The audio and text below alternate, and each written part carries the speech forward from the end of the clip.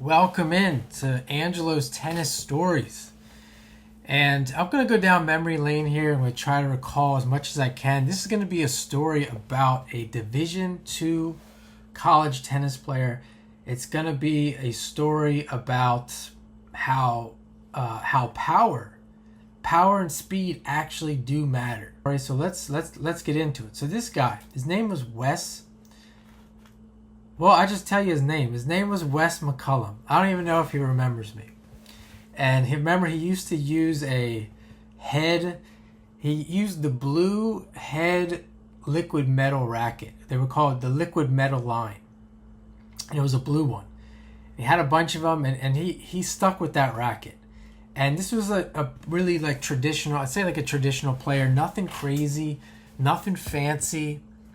And this guy just beat everybody. I mean, he was known in the community for just beating everyone. He would play what we might call street tennis. He didn't grow up, I don't think he grew up in like a tennis club, or I don't even think he took lessons, and he was a quiet guy. He just played hard, was a good runner, and knew the tactics and strategy of the game really well. Didn't really hit hard, probably had a weak serve, I can't remember.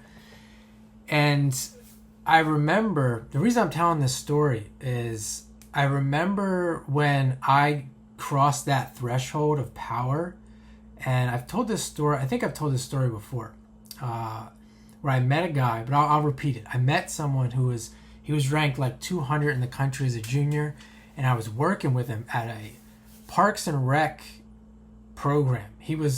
I was the boss. He was one of the players working with me, or I say with me, for me, whatever.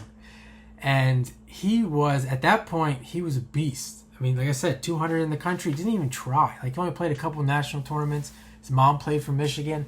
And I remember, I mentioned him because he's the one that first started me thinking about, I'm not really intense enough. I'm not putting everything I have into my shots. I'm not playing with max racket head speed, etc. All those things. I'm not going to get into in this video.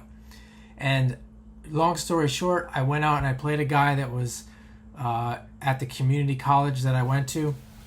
Played this guy and I whooped up on him.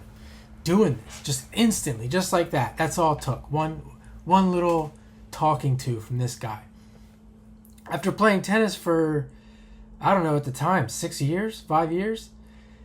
And this Wes McCullum guy, I remember it was in an indoor facility. I came out and I was playing with him.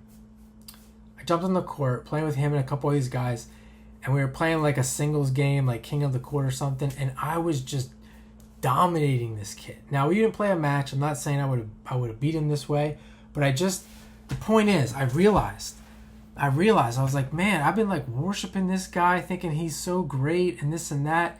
And after I made this switch, it was just like, this guy has nothing on me. He can't handle my serve. He can't handle my forehand. Just specifically forehand and serve. He couldn't handle it.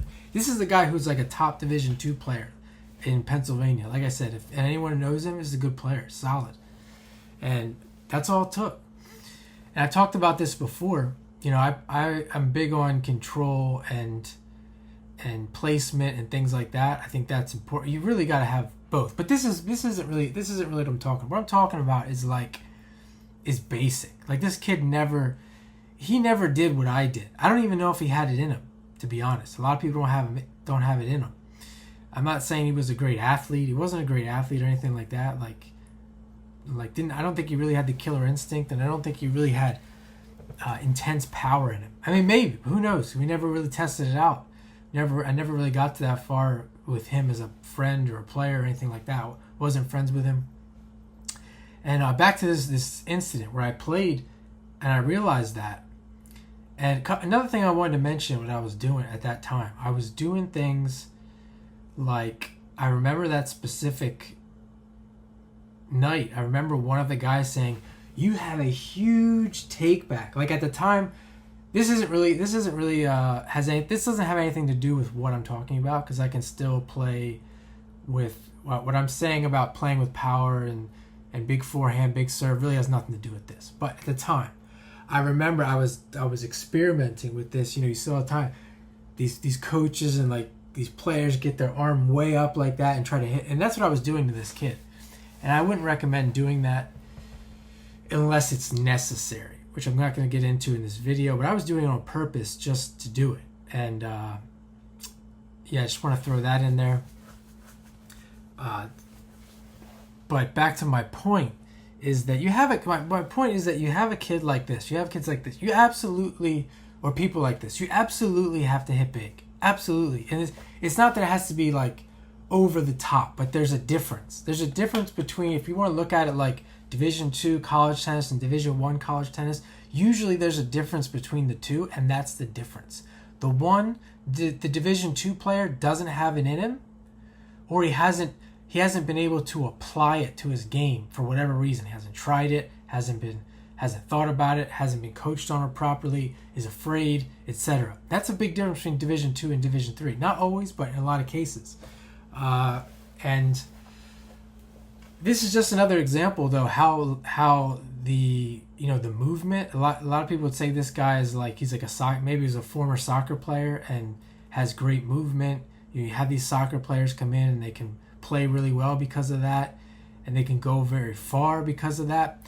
This is where they run up against a wall. They can get to a point. Well, I shouldn't even say that. I mean, there's guys.